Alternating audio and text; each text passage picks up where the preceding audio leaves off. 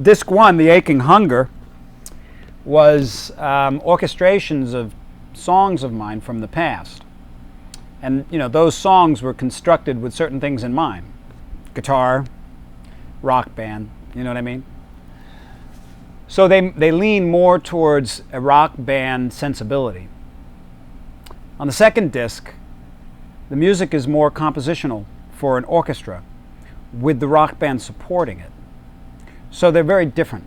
I mean, when you listen to something like Helios and Vesta, it's a very dense piece of music. As a matter of fact,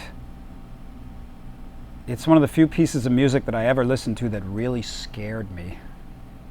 And that was all compositional with an orchestral frame of mind.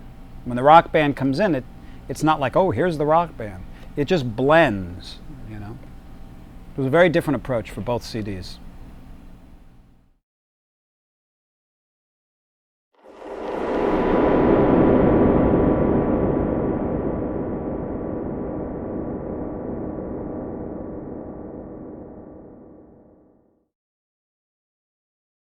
I think whenever a person goes to compose or create something, it has to start with a thought.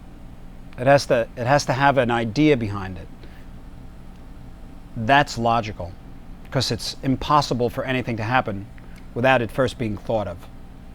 And that's one of the real fun things about doing something artistic. The first place it takes place is in your mind, and there's very few limitations.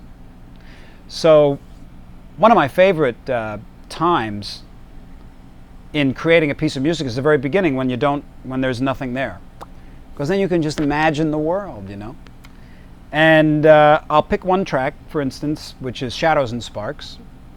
It's a long piece of music. It's like 17 or 18 minutes. It's actually two pieces of music, Shadows and Sparks. But the idea came very, very quickly. The whole thing was envisioned in an instant. I wanted to start it. I had the idea to create a piece of music that had elements of song, because I pictured it as the first piece of music in the concert.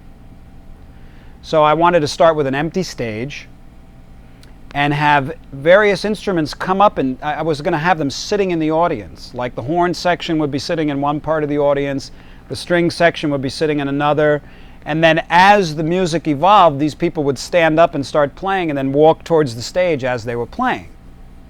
But there would always be one lone virtuoso violinist that is the main communicator with the orchestra.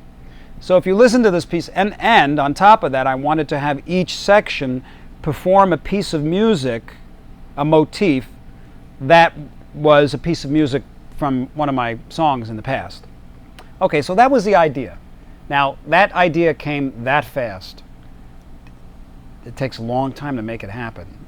Years, But the fun part was writing it, So at first I thought, I'm going to walk out on stage, and I'm going to conduct the audience, and then I'm going to start conducting to an empty stage, and then I'm going to hand the baton over to the conductor, and he's going to start conducting to the empty stage, and then he's going to have the percussionist come out, and the percussionists are going to start with a little, very, very slight little motif, right? And that motif is going to create a foundation for the main section of the melody to Shadows and Sparks. Okay, so then I had to think, I want the percussionist to play something that's from my catalog. So on Alive in an Ultra World, there's a piece called Babushka, and it has a percussion solo that I wrote. Bump, whatever. So I wrote that, and that's what the percussionists play. And then they take a little piece of that and they create the chorus section for Shadows and Sparks, and they keep repeating it. Then there's a break, and the pianos and the harp come out, and they play a little something, and then they play a piece called Whispering a Prayer. So these are the Shadows, because they're pieces from my past.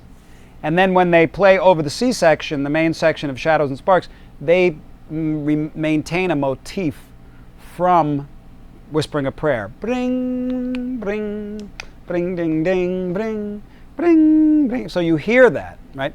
And then they stop, and the woodwinds. Now remember how cool it would have been if these sections were sitting in the audience and they were standing up.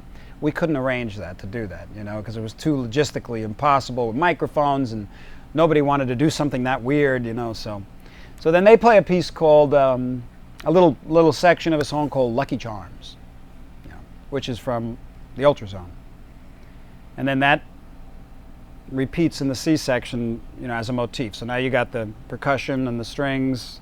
I mean, the percussion and the harp and piano and the woodwinds building this section, and then that continues, and you got the horns come in, and there's a fire in the house.